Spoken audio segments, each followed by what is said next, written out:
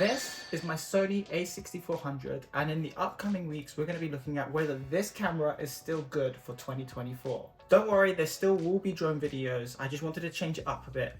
And if you notice that the camera is a bit different, that's because I'm actually filming on my iPhone and not my Sony a6400, how I have been doing the last few months. Just think of this as a series of videos where each week I cover a different topic with this camera and how to get the most out of it. Even for me, I don't think I use this camera to its full potential, so I might as well share my learning experience with you guys. If you're new, hello, my name is Demetrius and I create videos on drones, photography and everything in between, and it's a mix of entertaining and educational content.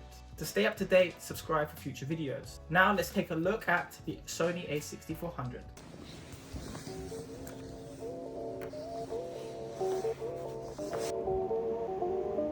I'm walking with Zach today. We're taking some photos with, well, Sony 6400. What are you using, Zach? Right now, I've got the Sigma 24 on the Canon 5D Mark III. As much as I enjoy specs as the next person, I feel like there is a bunch of videos out there already that cover all of this. However, what I will do is I'll put a link in the description box down below for the specifications for this camera. Tongue-tied already. So when I decided to make these videos, or these set of videos in these upcoming weeks, I was thinking how to do it, and I think the best way to do it is the reasons of why I bought this camera compared to everything else that's out there. Now, what I will mention is the specifications that actually drew me to this camera in the first place, and the first one being is autofocus. You'll hear a lot of other videos say this, but Sony has one of the best autofocus systems. So that was one of the draws that I purchased this camera. It has the ability to shoot 4K video, which I don't take advantage of. Most of my YouTube videos on this camera are set up 1080p, but knowing that you have the 4K option is great. It shoots 24 megapixel photos, which I think is sufficient, especially when you're sharing on social media. And when doing prints, you can get reasonably sized prints with 24 megapixels, especially if you upscale using Lightroom's enhanced feature. And the last one is that when I was looking to buy, I was drawn to this kit lens. So I was on a budget, but this kit lens is a great range. It is an 18 to 135 kit lens here, which has incredible range there for all types of scenarios, from wide to zoomed in. So those are the four reasons really that drew me to this camera when I was looking, to buy one. What got you started in photography? Tumblr. Way back in like 2011 or something. Saw all the good photos on Tumblr. I was like, I should try to do that. Another factor of when I was looking to buy a camera was budget. Now, everyone has a budget. Not everyone can afford a really expensive full frame camera. So yeah, this was just after COVID as well. So coming out of not having a job for a long time and just started work, I wanted to invest into a camera. I set myself a budget and then I began looking at a bunch of YouTube videos. And this what came up as a reasonably priced camera for what you get for it. And what I did do is I did purchase this camera with a firm. I didn't just drop $2,000, 2,000 Canadian dollars on this camera. I did use a company like a firm where sometimes you can get them interest free, sometimes you don't. However, if you're planning to use this for a business or for paid work, eventually you can write off those interest payments anyway. And it also makes it more affordable. So long as you're getting gigs and you can pay those payments off every month. So if you're charging $100 a photo shoot, which isn't that much to be fair, you can pay this camera off easily for every month that you get a gig. And once a month is not a lot. So I bought this camera in August 2021, so just after the tail end of COVID, and it's been a joy to use up until this point. And I've been pretty much using this kit lens all the way up until 2023, until recently where I've purchased new lenses, which is the Sigma 16 f1.4, the Sigma 24-70, and the Sony 70-350, and we'll be covering those in future videos as well. All right. Demi, what got you into photography? So I actually got into photography because of drones. I started my photography journey learning on the drone, and then it just got excited, and then that's when I bought my first camera. Went from there. The other great thing about the Sony a6400 here is that it's lightweight considering other cameras which are full frame, for instance. I enjoy the fact that I can easily take this with me on holiday or out and about. It isn't going to weigh too much compared to other cameras. In comparison with the kit lens as well, this is actually a light lens. When we see the other ones in future videos, how much bigger and heavier they are. Well, Zach and I are trying to take photos, but it's very quiet on a Saturday. It's very cold as well. These aren't going to be my best shots, but I know this camera is capable. We've taken some nice ones today. They may not be my best or my favorite, but they're all right. There'll be more to come in future videos when I change lenses. So I got the Sigma 24-70, the Sony a6400, and the Sigma 16mm as well. So we're going to have some fun in the upcoming weeks. Oh yeah, baby, a photo's a photo. But this kit lens, yeah, great job. I really enjoy the weight of this camera, and it's actually nice to hold in your hand as well. It's got a nice firm grip on it. Now, when you go to buy the Sony a6400, there's actually 2 options available, or 3. The first one would be the Sony a6400 with the 16 to 50mm kit lens. This is the most common with other cameras, where normally there'd be 18 to 50 or 18 to 55 kit lenses. But then I found this option, which is the 18 to 135. It's the one I've chosen because it has just so much more range. And the other option, it just doesn't come with a kit lens, and then you can just buy your own lens, or if you already have lenses, you could use that with this camera. It is the Sony E-mount lens, so make sure when you're buying, you buy a lens that fits the mounting system with the Sony cameras. I just want to come back to budget. So when you are thinking to buy a camera, this isn't the only thing you're going to want to buy. I mean, you can start off like this, but you may want to pick up some accessories just like I did. Now, you don't have to buy them straight out the box. You can start with this camera, but it is nice to have. So some of the other accessories that I did purchase was, obviously you're going to need an SD card, so I purchased an SD card for the camera. I also purchased ND filters, a set of ND filters, reasonably priced ones from Earth, and it comes with 3, a UV, a circular polarizer, and an ND 2 to 400 filter kit. A set of step-up rings from K&F, and then I bought a Ulanzi MT33 tripod, a bendy tripod. I also bought a camera tripod, a 62 inch from K&F as well, as an extra set of batteries and charger.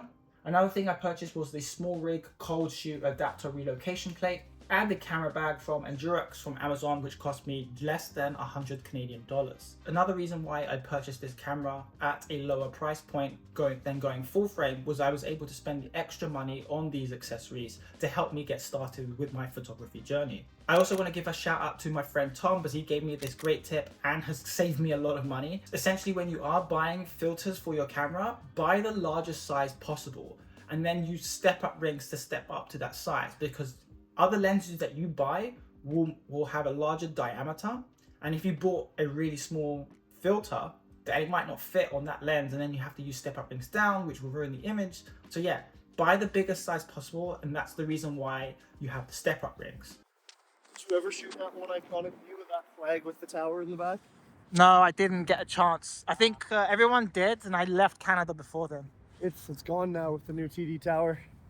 So Zach and I are actually trying to figure out where we can go shoot. I'm trying to shoot some B-roll for this video today with the a6400 and the 18 to 135 kit lens. So obviously we're in financial right now, and it's dead on a Saturday, and it's very cold, so we're going to head back to Spadina. It might be a little bit livelier there. We'll have more people to block our wind there, and maybe it'll look good.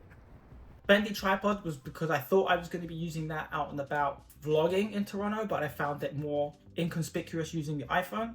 But it's something I'm going to be changing this year, and hopefully I can start filming more on the Sony a6400 for the better image quality. A tripod is a tripod. It's always good to have, especially when doing night photography and you do long exposure shots at night for stable photos and get those sharpest photos as possible. The extra batteries chargers is always good to have. You don't want to just have one battery and you run out. I've had the situations like the Honda Indy where I'm gonna need an extra battery to take me throughout the whole day. I just keep them in my bag.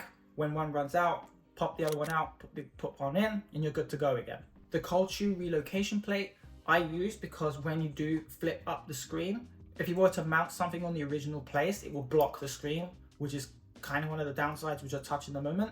So these relocation plates will relocate it where the on and off switch is or on the side here. So that's the reason for why I purchased the relocation plate. It's actually really useful, and it's nice slim profile here, very convenient to have. And a camera bag is a camera bag. If you're going to be wanting to carry a camera bag, as much as it's nice just to have this over your shoulder walking with it, you're going to want to carry other stuff. So that's the reason why you buy a camera bag. That way you can keep all your camera gear in there, and you can do swap outs, add your filters, etc. and it's always good to have to travel with. So Zach, how old is your camera and what made you buy that one? 8 years old now. I found it cheap on Marketplace. It's a really good camera. Would you trade to a newer camera or you're happy with that? Well, I mean, I'm happy with it for sure. I'd like something newer, but this is totally fine for everything that I do. If you were to buy a new one, what would you pick? Ooh, probably something Sony. Sorry, I'm out of breath from the stairs. Probably something Sony. Just better dynamic range, better low light performance, all that kind of stuff. But it'd be too much of a pain to transfer over. I've got like 4 Canon lenses, so. There you go, that's the other point. Yeah. Now let's move on to the downsides with the Sony a6400. Firstly, the menu system isn't the best on this. It's not the most intuitive, especially if you're a beginner. However, after some time, you do get used to it. I tend to use the shortcut functions the most, and I created my own favorites menu system as well, so I can just access the features I use the most within that menu system. So yeah, it's not the best compared to the newer cameras, but it's also not the end of the world, as if this is going to be your first camera. If I can do it, you can do it. Yep, I mentioned this already, that the flip up screen only flips up one way. It doesn't go the other way, for instance. So when shooting vertical photos, it's not the most convenient. But again, it hasn't been such a great issue for me. Just do your best. You work with the limitations that you have. I had managed to get great photos with this, both horizontal and vertical, with the kit lens, despite the lack of movement from the screen. Another thing to point out here is that the Sony a6400 does not have IBIS, in-body image stabilization. And this is part of the reason why I don't shoot handheld, because I was concerned I wasn't going to get stable footage. But I think I'm going to try and prove that myself wrong, even by actually using this camera more for video, out and about, handheld, and see how it performs. But we'll do those in future videos. Some say this is a negative, but it only has one SD card slot. I know some professionals prefer have dual SD card slots for redundancy. Again, if this is your first camera, I don't think this is going to be a main driver unless you're actually going to be shooting professional photos and videos. Then maybe you want to invest in something that has that dual card slot for redundancy. And another thing, some also say that the micro HDMI port is another one that people don't like because it breaks easy. Again, I have never used this, so it's not really a downside for me. But if that's something you're planning to use, that maybe you might want to look at other options, or just take that into consideration when purchasing this camera. And a question that you probably are thinking now is that, does this camera take good photos? I'm gonna say yes. For the camera that I have, I'm getting the most out of it with the photos that I have taken. Most of the photos I've taken have been with this kit lens. I mentioned earlier that I didn't really get my other lenses until about a year later. So all my photos pretty much came from this kit lens. So it's all about composition and just making sure you've dialed in your settings to get the best photo possible, and then doing some editing in Lightroom as well. We'll also cover in future videos different types of photography, like city and street photos, architecture, panning photos, night photography, and the list goes on. By the way, that last photo was not taken with the camera. That was actually the iPhone 13 Pro, and that was probably the first week it came out. But yeah, that was just a little teaser one. So if you're thinking of buying the Sony a6400 that's on your shortlist, I'm personally going to recommend that you buy this camera, especially if you're a first-time buyer and you're on a budget. This is a great camera. I have used this extensively since August 2021. I've loved the photos that come out of it, even my recent YouTube videos that I've shot with this. And now that I bought my new lenses, I think I'm only going to get more use out of it, shooting photo and video, as we learn in the upcoming weeks. Of course, I'm also going to recommend that you watch other creators' videos too, whether it's on the Sony a6400 or other cameras that you've shortlisted to buy. It's always good to do your research before making a big purchase. Let's use the word investment, that just sounds better. However, if I was to pick a newer camera model in today's market and you had the money, I would personally go for this Sony a6700, and it is something that I would love to upgrade to eventually. If there's anything you want to learn about the Sony a6400, put a comment in the section down below and let me know what camera you have. Or are you looking to buy your first camera and there's a Sony a6400 on your shortlist? Subscribe for more videos on drones, photography, and everything in between, and YouTube recommends you watch this video next. See you in the next video. Peace.